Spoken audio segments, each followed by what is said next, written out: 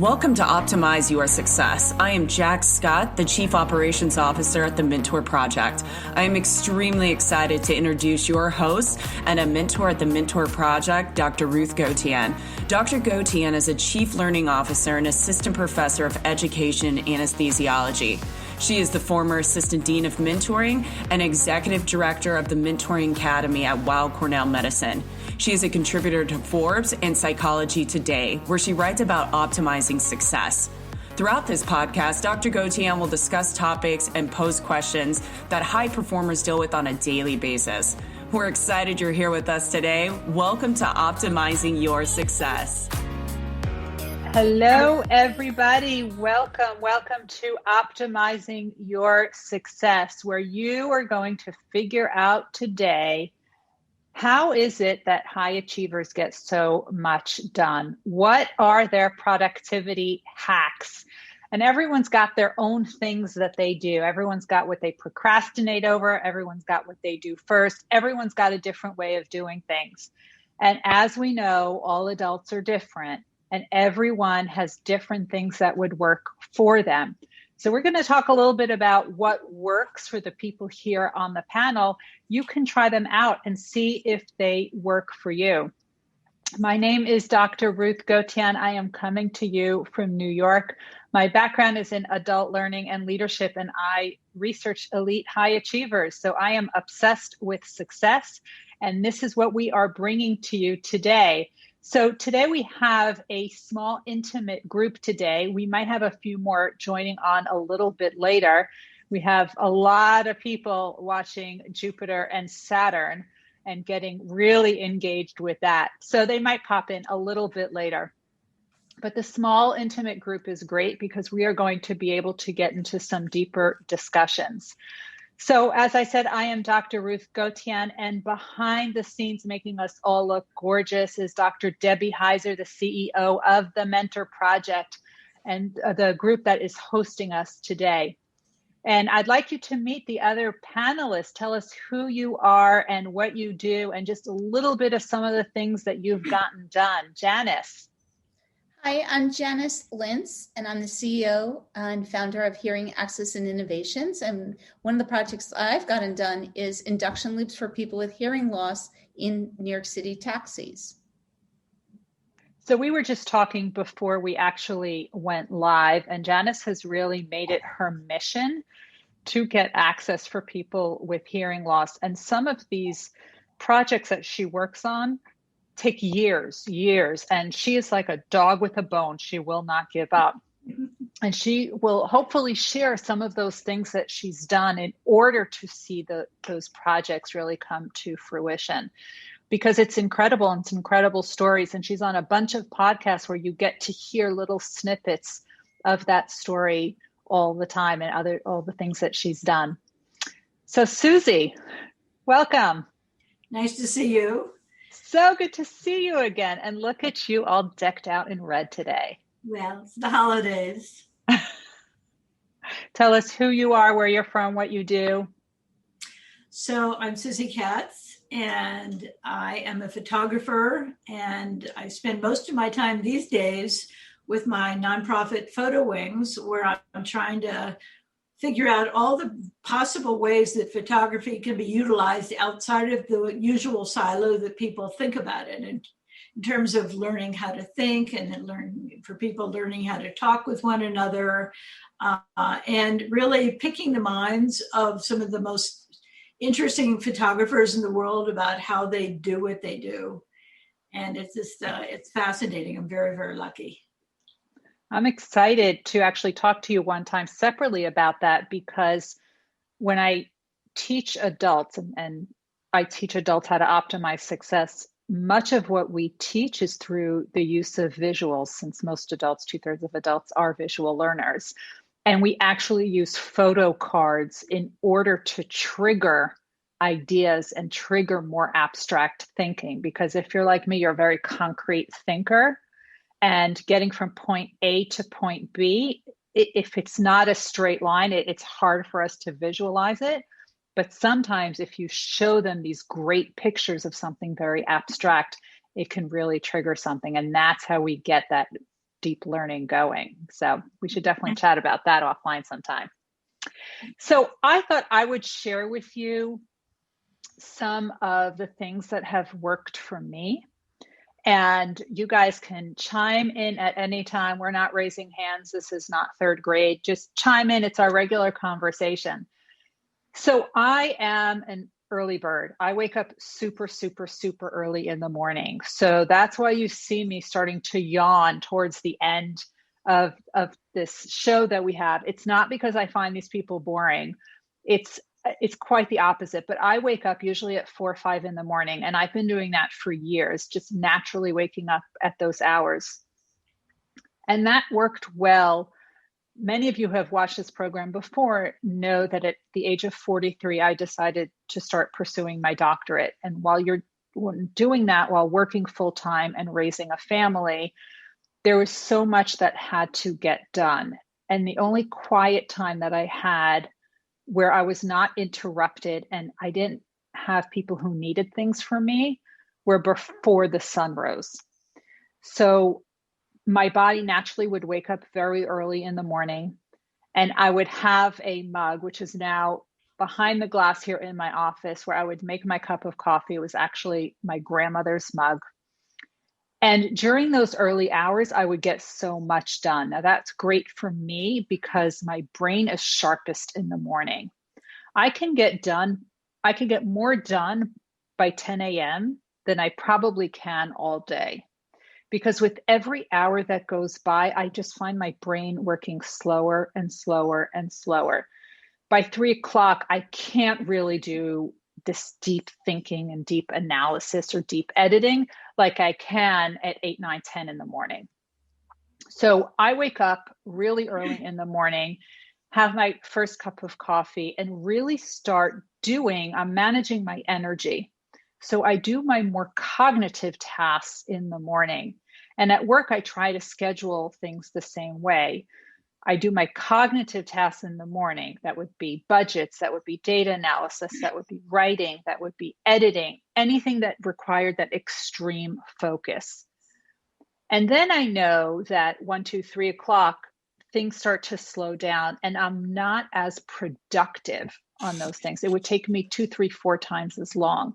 So what I try to do is have all my meetings in the afternoon if I can, because I don't need that deep focus for what used to be in person or now even a Zoom meeting if I'm not hosting that Zoom meeting. And by scheduling my day that way, by managing my energy that way, I was able to get a lot more done. Now, you have to know if you're a morning person or an afternoon person or an evening person. Some people do so much better at night. Those are their productive hours, the productive hours, those night owls. Susie, is that you? Is that when you get your good work done? That is absolutely me. I'm known for 3 a.m. Emails. I really start getting rolling about midnight when everything is quiet, the phone isn't ringing, Colbert is over, and I start sitting down. It usually starts with just one thing I was going to do, and the next thing I know, the sun is coming up. But even last night was a good example. I just had some things that I wanted to finish up, and I started on a roll. There was somebody that had applied for one of our grants, and I started doing a little due diligence, and then I found out that we had mutual friends, and I started looking to see what my mutual friend was doing, and it turned out that there was all these other things that they were doing that I knew nothing about, and I get very excited, and then I really can't sleep.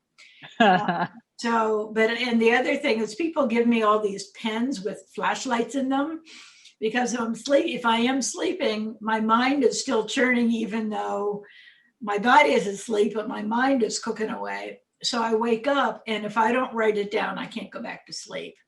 And then I do not remember it in the morning when I think I would have. So I have all these pads and flashlight pens, and I write it down, and that's when I really get my epiphanies. So, we all have our different cycles.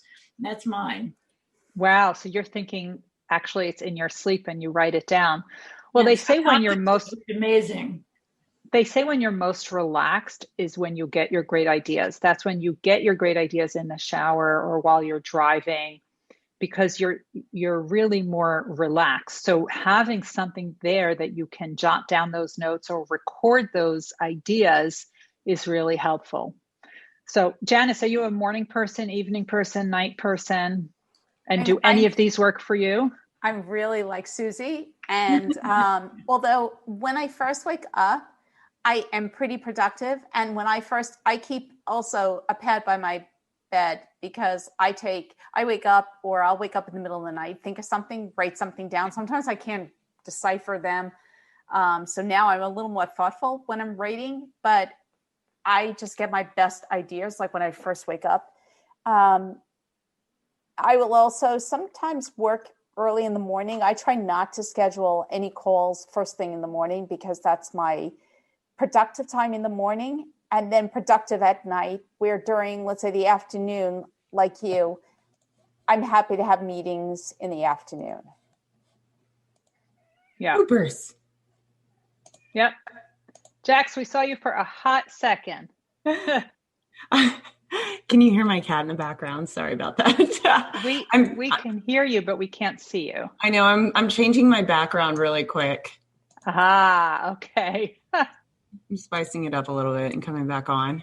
Well, as you're doing that, we are talking about the productivity hacks of high achievers, and why is it and how is it that high achievers are able to actually get so much done. So the first thing that we've discussed so far is really managing your energy.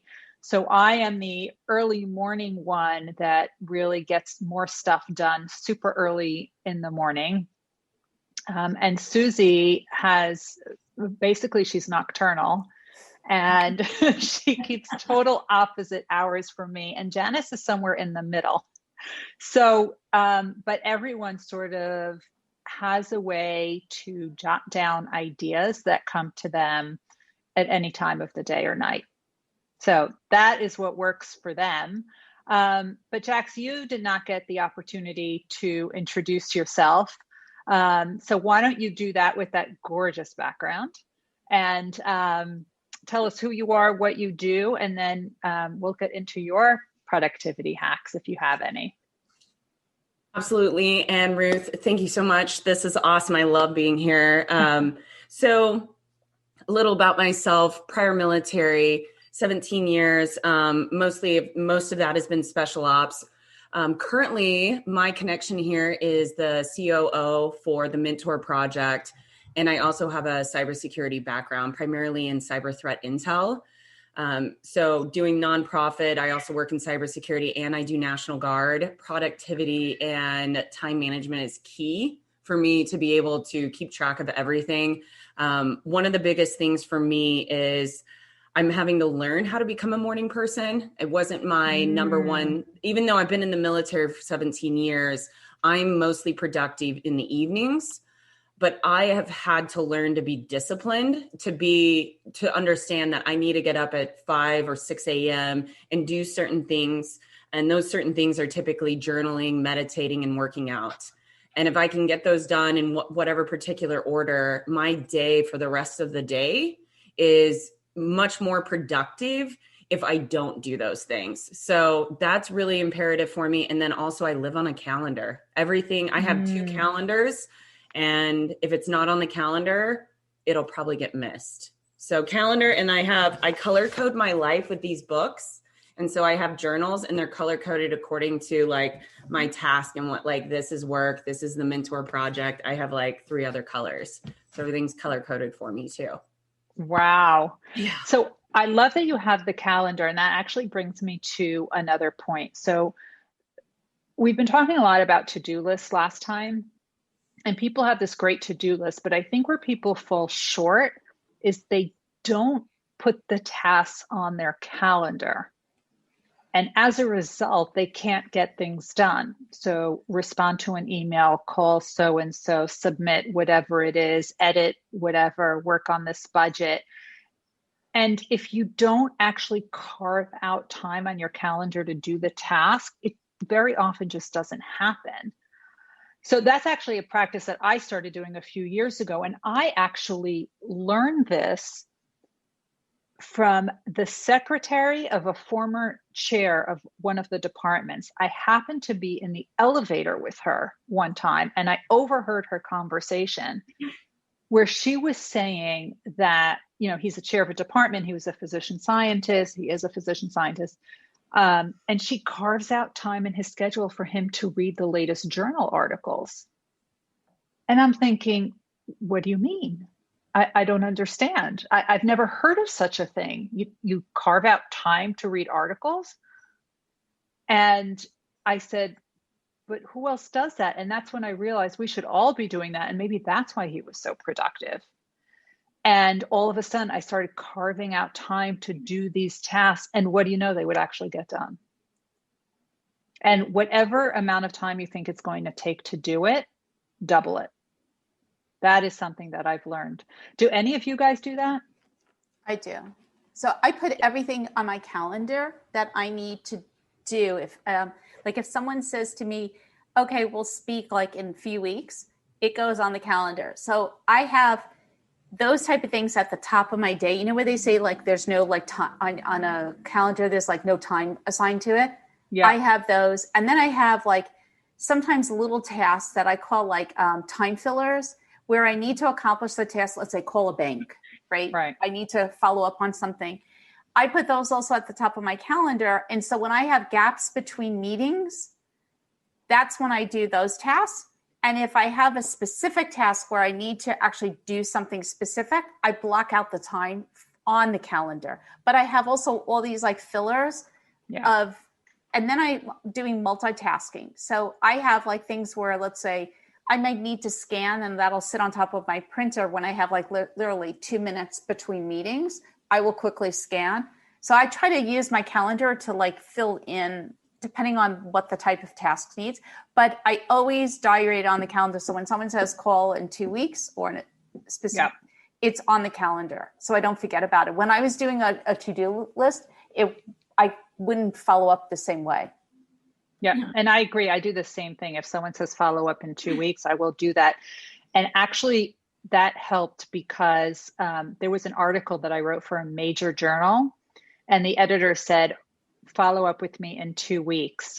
And I did. And she said, thank God I totally forgot about this one. I was so overwhelmed with, Project XYZ or whatever crisis she was dealing with. She totally forgot about my article that I busted my butt with for so long.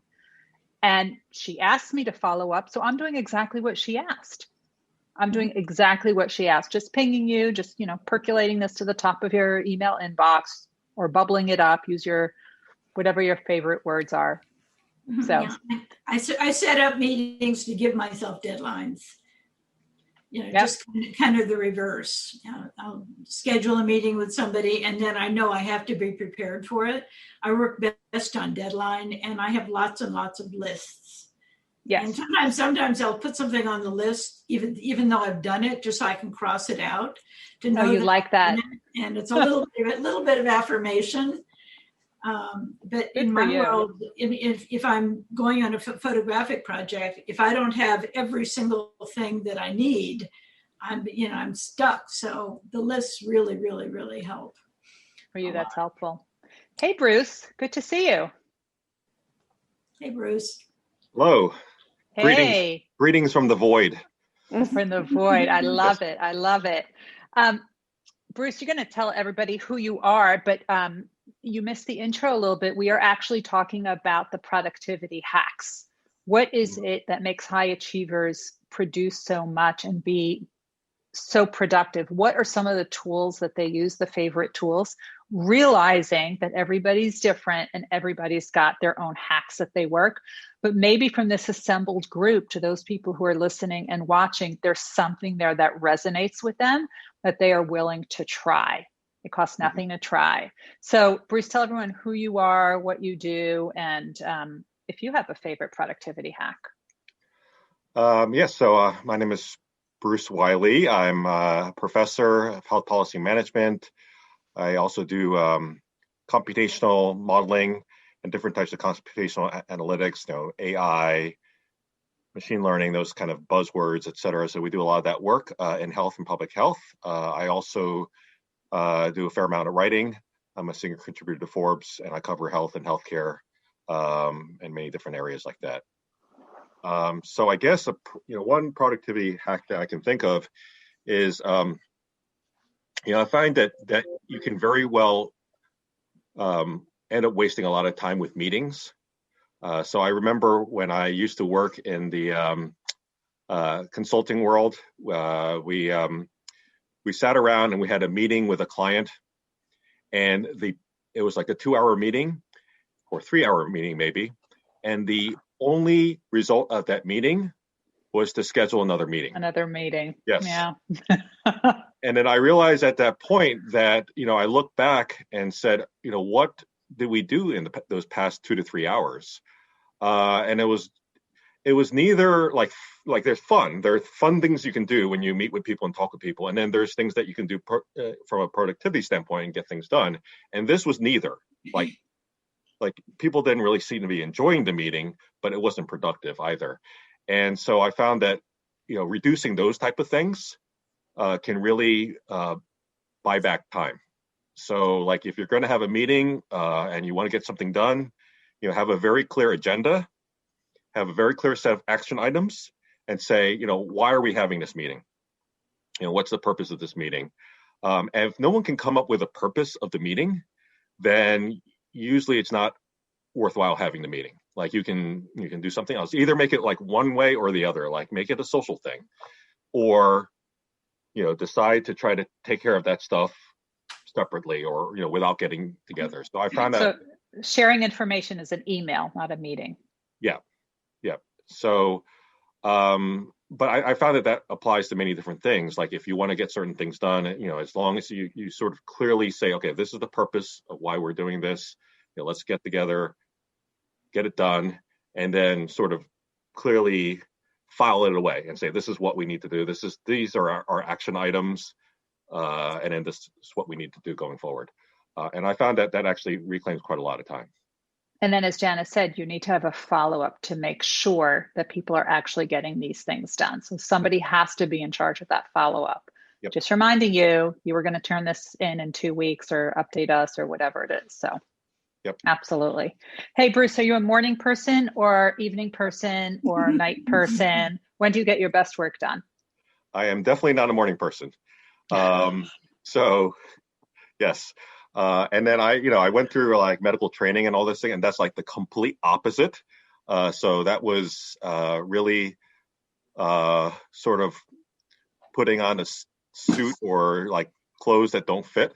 So so I consider myself a night owl. I can be productive in the afternoon as well, but I find that like there's something about the nighttime where it's sort of peaceful, and you can sit back and think about things, and you can contemplate the day, and it's almost like throughout the day you're absorbing things are floating around, and then you suck them in like a sponge, and then it's almost like at nighttime you can process all this. You can say, oh, okay, I experienced this during the day, etc. And that's when you can start really piecing things together.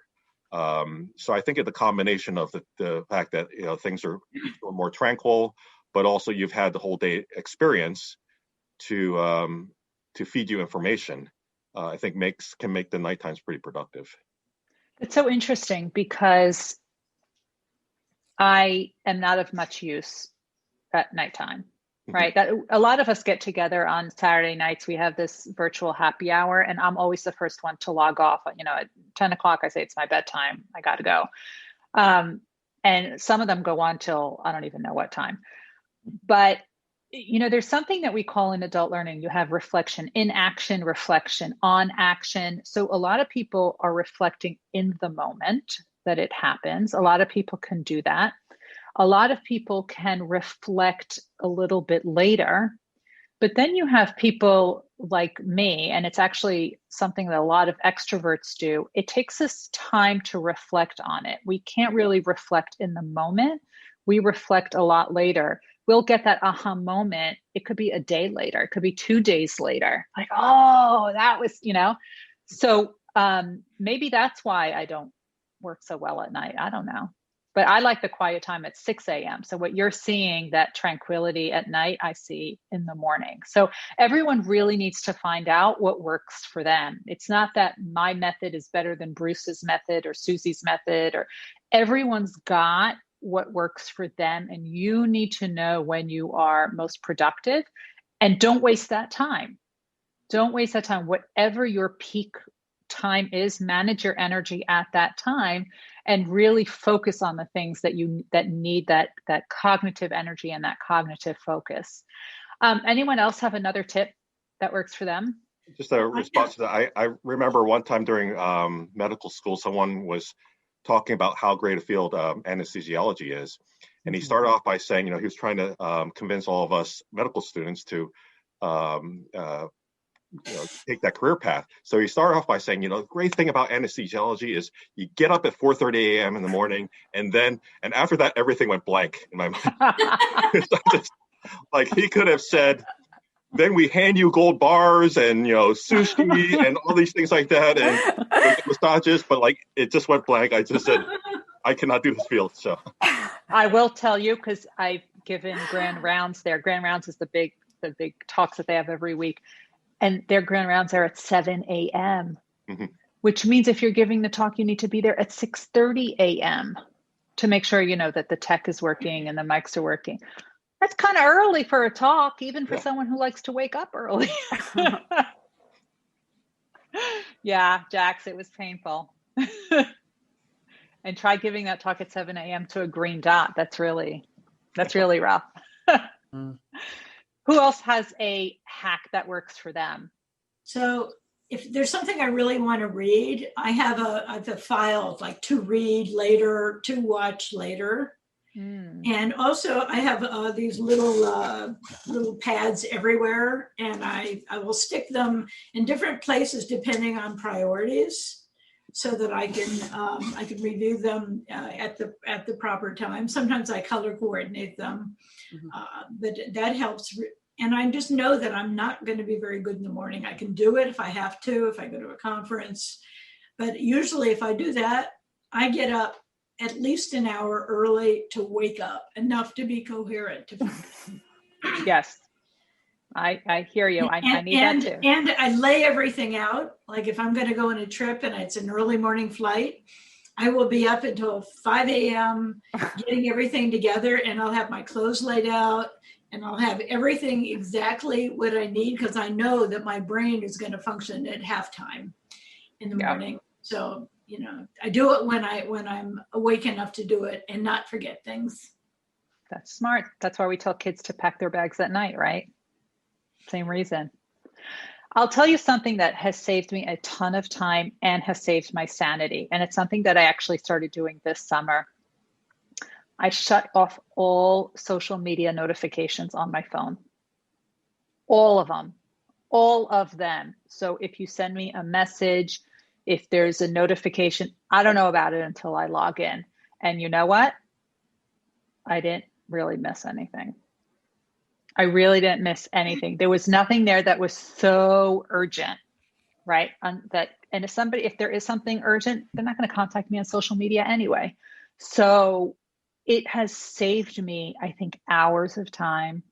I think it has saved my sanity from just, jumping up all the time every time there was another message. And also, there is research on this, that every time you get distracted, it takes you time. I think the time is 23 minutes to refocus.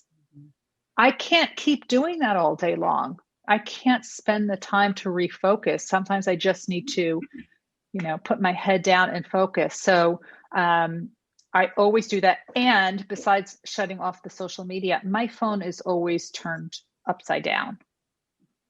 My ringer is always off. It's on silent and it's turned upside down.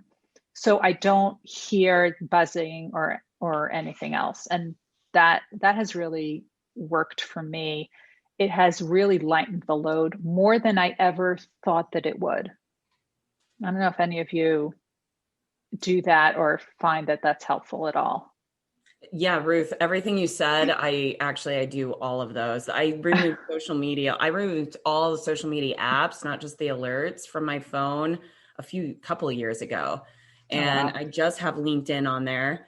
And even that I turned off all the alerting on it because I started checking it way too often. And so that was a big thing. And then on top of it, I've turned off all alerting just recently in the probably last month. I turned off all alerting minus just regular messages on my phone to just avoid getting the news alerts and everything just pinging constantly on my phone. And then my smartwatch, the only thing that I get on my smartwatch are phone calls. So I don't get any texts. I don't get any other alerting through my actual wrist watch because there's just so many distractions throughout the day. And then on my personal laptop, I don't have any messaging that can ping up. I have a Mac, so none of my messages, if I'm working on my phone, can actually ping or show if I'm getting a call or anything on my Mac. So if I'm working, I'm focused in entirely because I get really distracted easily. You're better than I am. I don't even own a That's TV. impressive. Like I have no TV in my house. Yep. I don't either. That's so awesome. I don't meet a lot of people that don't have TVs. I don't have a TV. Yeah. I got rid of it. Yeah. Yeah, I don't watch TV either. Yeah. When I moved, you know what? I got rid of it because I realized like I didn't want to pay for cable when I was traveling so much. And then like I didn't notice that. And I realized like I watch, the Amazon Prime or Netflix on my laptop and it took up space and I just didn't want it. But I just shut the notifications because I do find the Facebook message the ping distracting. And so I'm going to try this. I'm going to see how this goes. I just shut that LinkedIn, Facebook. We're going to see how that works. It's a good idea. Dr. Debbie Heiser just said that in the Heiser household, there is no television watching either. So maybe that has something to do with it, that there was just too much time just watching things. Now, I will say I do watch TV, but I binge watch. So if I have a big day, I could go weeks without watching anything, and then I just need to numb my brain. And there's plenty on television from my brain to get numb. And I usually watch shows that require zero thinking whatsoever. And that's usually what I'll do. So I'll binge it for a while, right? And I spoke before about having milestones. And when you hit the milestone, you reward yourself. Some of that rewarding myself is of binge watching something. So. Yeah, and I'm the opposite since I'm involved in journalism. I have the news on all the time, but I'm very, very good at multitasking. And I can just look up quickly and kind of get a feel for if there's something I need to watch or a note or somebody that I want to interview or something that relates to something we're doing. It's pretty important. And I'm a news junkie and I need to be on top of things. But I haven't watched, I don't think I've watched a movie since the beginning of COVID. I wish I had, and I don't watch any of those series. I watch documentaries. I watch some stuff for fun, but I try not to get into those series because they're so all consuming, and I hear about them from others and I feel like I'm out of that loop, but it's like quality calories. You do more of what you feel like you need to do or you want to do, and try not to get sucked into the things that are like energy vampires that just take all your attention. And that I think is really what part of productivity is. It's managing your energy, and when you work best, what are the things that distract you? What are the things that energize you, and just making sure that you have what you need and get rid of what you don't. And I think that's part of it. I do like watching like something on Amazon, like at like 10 o'clock at night, so I can wind down because otherwise my brain never shuts off. Yeah. So I kind of need like those really brainless television, like TV, but on my laptop shows on Amazon. But I'm not like, it's not, I don't even know like what date. It's like I will binge watch something, but I try not to watch the binge series because then I will stay up till 5 o'clock in the morning and just completely do the entire series. There is no waiting till tomorrow. But the other tip, like I will just I watched this show, Jack Ryan, and I was like, okay, I need to find out what happened. We're going to watch the whole thing straight through, like the entire series. I was like, I can't do this again. This is worse than chocolate in my house. I got into a couple different things like that, and I decided I do not have another 8 hours of my life. So I go online and I Google what happened to this and that a show, and then I can see what happened, and I've saved myself days. Oh no, that's too disappointing. No. Terrible, but I do it. Now, I want to ask you, have any of you heard of the Pomodoro Technique? So the Pomodoro Technique. I've heard of pasta Pomodoro. Similar. Okay. So the Pomodoro Technique is really about working in spurts. Because to work head down, fully focused for 1 hour, 90 minutes, 2 hours, it's almost impossible. Your brain is going to wander. But the Pomodoro Technique is you work for a short period of time, 20, 25 minutes, take a 5-minute break, work for another 20 minutes, 5-minute break. And you repeat this cycle 4 times, and then you take a longer break. And by doing that, it doesn't make sense that you're taking all these 5-minute breaks, but it actually makes you more productive. So it's called the Pomodoro Technique, and it started with that egg timer that you have in the kitchen. It has now evolved to the phone.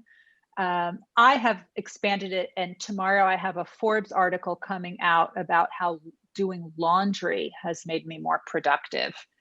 And in essence, so that sometimes 20 minutes is too short for me. A lot of people know I'm writing a book now, and sometimes you need more than 20 minutes. Sometimes I need 40 minutes when I get into the flow. Flow is when you start working, you lose all track of time. You don't feel hungry. You don't need to go to the bathroom. You are so super focused. And sometimes I can do that I'll need that 40 minutes.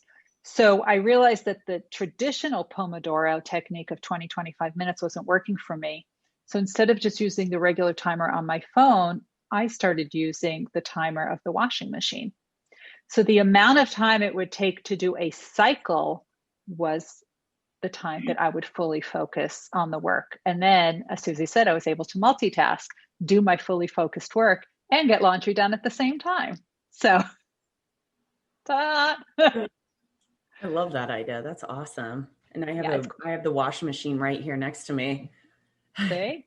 And then if you like it as the background noise, all the better. And my break was moving it from the washer to the dryer. And that's when I would do something for me, which means I would either listen to Audible or a podcast or LinkedIn Learning or something like that in between, it was sort of a palate cleanser for my brain.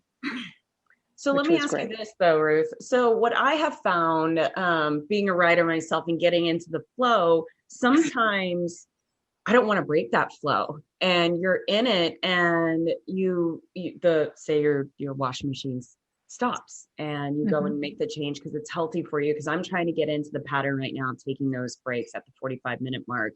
But when do you know it's okay to just push through and just keep pushing through for 1, 2, 3 hours, and it's okay because you're in the flow at that point in time, compared to the other times where you're like, I'm sort of in the flow and I should push through, but I should take a break now. When do you know those are the healthy times to take those breaks? So for me, it really depends again on the hour of the day, and it depends what I am working on. So if it's something that I really don't like to do, I need more breaks. But if I am writing something or really in the flow of something, if the timer goes off because the laundry cycle is done, what's the worst that'll happen? My laundry will sit there for an extra, half an hour. It's really not a big deal. So, or the shirts will get a little wrinkled. I don't really care. I could just still push through that a little bit, right? And if I'm still in the flow, I'll just shut the timer off. The problem that's happened for me, and this has happened repeatedly, is that I will shut it off because I'm in the flow and then forget about the laundry. Until 2-3 hours later, I was like, oh, do I need to wash that again? Been there. So what is the answer? Do you need to wash it again? Right? Like, how long is too long? Right. That's a whole conversation for another time, but yes. So Jax, one of the things, Pomodoro and flow. Go ahead, Bruce. Jax, one of the things that I realized that, like, there's times in which you're in the flow and you need to keep that, right? Because you're like, you've got it, you've caught lightning in a bottle and you want to keep going. And then there's some times where, like, no matter what you do, you just can't get going. So I found that it's really important to recognize that really early on. Yeah. Because the worst thing is to spend 2 or 3 hours trying to get stuff done and it never gets done. You might as well just go and go play some sports or do something fun. So I think that initial getting that sense, and then once you know that you're in the flow, try to clear out everything as much as possible so that you can just stay in that zone. And then the tough thing is when you get in the flow and you have to do something in an hour and a half. So I've actually canceled things or shifted things later just because I knew I was kind of going with something. Mm-hmm. But that's when you can actually even be more productive. Yeah. Right? Because Yeah. the Parkinson's law where the work expands to fill the time. Yeah. But if you know you have something in an hour and a half, you're going to work at double time to get it done. Yep. Yeah. Because you need to drop your pen in 90 minutes. Yeah. Right? That's why we get so much work done before vacation, because it has to get done before we go on vacation. Yeah, it focuses you. You have no choice. It's like, it's like 2 minutes left in the game or something like that. You have to focus, and it's amazing. You can spend days before a deadline and not get anything done, and then in a matter of 4 hours get 4 weeks of work done. So that's why so many have Bruce, I don't know if you've ever we've discussed this. I know you've written NIH grants. NIH grants are due at a very specific hour. It's like your taxes. You cannot submit it even 1 minute late. Do you know how many grants were submitted by the skin of our teeth at literally the last minute? We worked on it for a year. I remember this. I said, how is it that we worked on this grant for a year and we submitted it 20 minutes before the deadline? How is that even possible? But that's what happens. Yep. I find when I can't work on a project, I will switch onto something else, or to small projects where, even if they're silly little things, just to get to feel like I have a feeling of success, so that then I can get into that rhythm and then move on to, because sometimes I can't work on the big project because I feel like there are all these little projects piling up. And if I get those out of the way, then I can focus better on the big project. So when do you do the small stuff? I try to do the small stuff between calls. Right just before this, I had a bunch of little things and I save them, and I actually have a folder or a pile, depending on what it is, to do just specifically for those times. And I also have different color flags for emails that I know I'm going to do at different times. So I save certain projects for those in between calls. That'll work. We do a lot of interviewing of photographers and big thinkers around the visual image. And over time, I know who they're going to be. And as I find an article, I'll put it in a file. And I've learned that it'll take me forever to do a ton of research. So I have someone on my team prepare what we call a research doc. And as soon as I see that there's some article or something interesting, I'll send it to them, and they'll send me this document back with the full biography. And we have questions, some questions we ask everybody. So I've got a file of those, and interviews that they've done previously, and articles they've written, and anything that relates to that person. And then when it comes time for me to put together the interview questions, which I do, I finally learned, a lot of you probably know, it took me a long time to know you can put documents side by side, so that you can just take the questions that we usually ask, and I can just drag them over, and I can be looking at the previous interview, whether it's video or it's something written out, and I can zone it. If I'm kind of on deadline, I'm very good at zoning in on exactly the important things, and I can just scan it and pull out the important thing and put it into mine. And then I have it in kind of a mess, and then I organize it into a flow that makes sense. And sometimes we'll interview 10 and 12 people, and I've got, once I do the first couple, then I can do the other ones and just tailor them to that person. But it's worked pretty well, because there's a lot of details. And then when I do the interview, sometimes half of it goes out of the window because they tell me something that's so interesting that I just go, I do the important things and I go with what they're talking about, something that I might not have even anticipated. So I try to keep it kind of a flow, but it's fascinating that I have to work on deadline usually. Well, it's so interesting what you said about those folders. It brought me back to very, very, very early in my career. I worked at Mad Magazine. This is pre-internet days, and we had a folder on every imaginable person.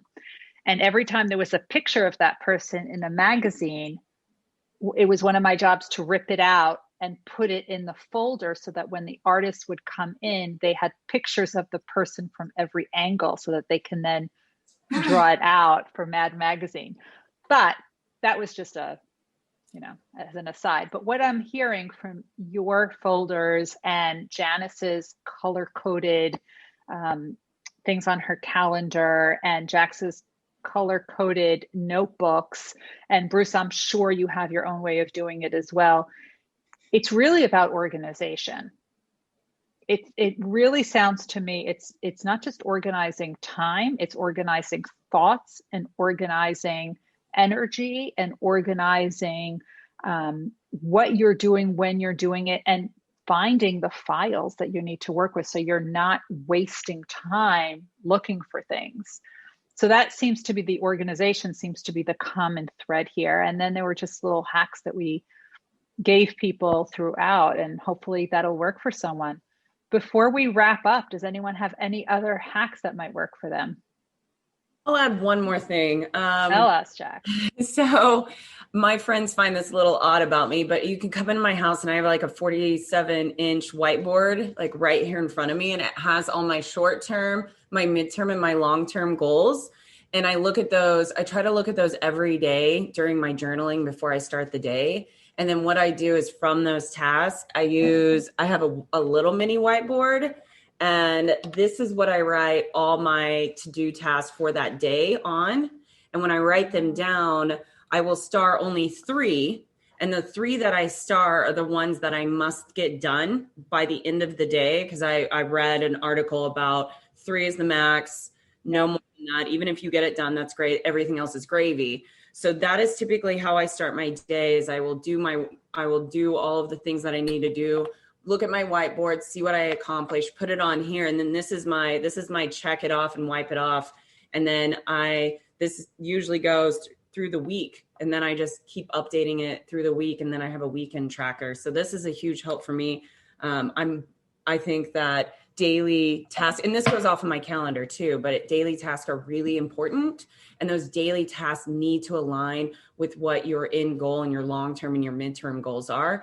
And you need to have them placed somewhere that you can see them daily to remind you, like, where am I going and why am I doing these tasks? What's my end goal? So, yeah. I love that you have a whiteboard, that you have 2 of them actually. You have a mini one on your desk and you have a big one. I actually have a big one in my office. So I do a lot of research and a lot of writing.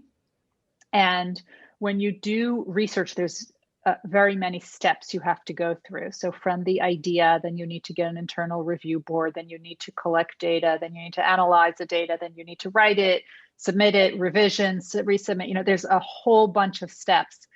And I actually, if I write an idea for a paper, it goes on a Post-it note and then it travels down the timeline, right? So it's always big fun when I get to collaborate with other people and we get to write together. The big thing is when they get to come to my office and move the Post-it note a column to the right. That's fun. It's so rewarding. Yeah. See, it's really funny. You guys are so old school. I like the whole just delete. So I learned from John Spence at Renaissance Weekend to have a to-do list and a waiting for list. And so I put anything I'm waiting for on the waiting for list. But everything, I'm completely computerized. So I just love it that it's on a computer and I just hit delete. I just gone. No whiteboards, no fuss, no and that works muss. for a lot of people. There's actually an app for that. It's called Trello. I think it's Trello, yep. Right? And a lot of people love that, right? Some people use spreadsheets. I just like I'm like Susie, I need that kinetic the moving the Post-it a column to the right. For me, it's fulfilling. So there's different kinds of things that would It's just work so for different funny people. though. Sorry to interrupt, but especially Jax is much younger. So, but it's such an old school method that is so fun. It's just, I find that really funny that that the perception is that, right, that young would be much more electronic, but you still like the old fashioned whiteboards, which is fascinating. Yeah, I love them. Different I strokes still for can't get different into folks. the electronics. I've tried to, but I think it's because unless I open up my phone and go directly to it, I don't see it I need to see it. That's me. Yep. So the whiteboard is perfect. I could get an electronic whiteboard. That would be awesome. That'll probably happen next. Like one of the smart boards. Yes. Oh, that would be amazing. Oh, I think once we get smart boards at home, I think we're into trouble. It seems like one common theme is like finishing things, right? Like, so like finding some way of either graphically representing that you finished something, because I think that's one challenge. Like it's very easy to start stuff. Yeah. But then finding some way to hold yourself accountable to like, okay, I'm just going to finish this. I think is important. I think it's key. Whether it's whiteboard or electronically, or, I don't know, stack food or something. Or stack of Post-it notes that you have all over the place, right? I have Post-it notes everywhere as well. So I'm like Susie, I love my Post-it notes. Guys, we are running short on time. Everyone, tell us where we can learn more about you. Susie. Oh, you're muted, Susie. Remember doing that.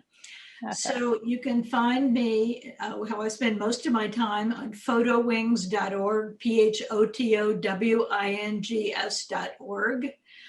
We do a lot of really interesting things there. And you can find me on the Mentor Project. I made a video under 1 hour with a mentor. I'm on there.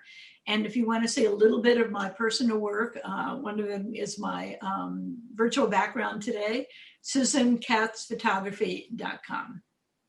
Thank you. How long have you been a photographer? I tell people my whole life. I've been a professional since my early 20s. Wow. I've been doing photo wings since about 2005. Wow. I spend most of my time around that, but I still do a lot of photography. It just isn't the same as I used to. Wow. That's great. Thank you. Jax. Hey, everybody. You guys can find me on thementorproject.org. Just go to the About page or LinkedIn at Jax Scott. And then I also have a blog, Beans and Bites blog, and it's Tech Bites, BYTES, and coffee beans. And then something I found very interesting is all of us that are on the show tonight, we all are wearing glasses. I don't know what that says about us, but I found that very interesting. That's because we spend so much time in front of a screen. I wouldn't even be able to see you. I didn't have my glasses on. I've had them since college. Bruce. Well, I think also glasses are a fashion statement too, right? So, so you can find me Bruce Y. Lee. So if it's important to keep the Y, because you get very different results if you just Google Bruce Lee. So Bruce Y. Lee. If you want to read my stuff, Bruce Y. Lee and Forbes. BruceYLee.com is my website, and my Twitter handle and social media thing is Bruce_Y_Lee. And you will not find me in front of a TV. Nice. Yeah, not watching a TV. I love it. Janice. But do you watch any like Netflix or Amazon at all, or none whatsoever? I don't. So I'm like Susie, I follow the news. So I have like news alerts, and I follow news feeds and things like that. I follow news on the internet, and all the streaming and things like that. So I have to follow news partly because I like it, but also because I'm writing about it. But in terms of Netflix, I don't really watch Netflix. I'll watch TV in hotels and things like that. So. So you can find me at hearingaccess.com. That's it. Great. That's it. Straight to the point. That's it. And Janice was just a guest on a podcast with a former guest from this show, with Andy Lopata. She was on his Connected Leadership podcast, and that I think launched today. Is that correct? Yes. So you can go check her out there. And he was so great. He was really so gracious. He was very funny. And the British accent is always nice, right? I am Dr. Ruth Gotian. You can find me on my website, ruthgotian.com. And you can also go to LinkedIn, Twitter, Instagram, just my name, Ruth Gotian. I will see you there. And thank you to behind the scenes, Dr. Debbie Heiser, CEO of the Mentor Project, who also was a guest on the podcast today, but I'm forgetting the name. I don't know, Debbie, if you're able to unmute yourself and tell us. Did she do the Underdog podcast? Not yet. It's Tom Matt show. It's a radio show that is also a podcast. Fabulous. Great. So Debbie could be found on the Mentor Project. So go check it out. There is a ton of content there for every age imaginable, for kids, for adults, in almost every industry. So there are a bunch of shows there, including this one, so you can watch some of the back shows.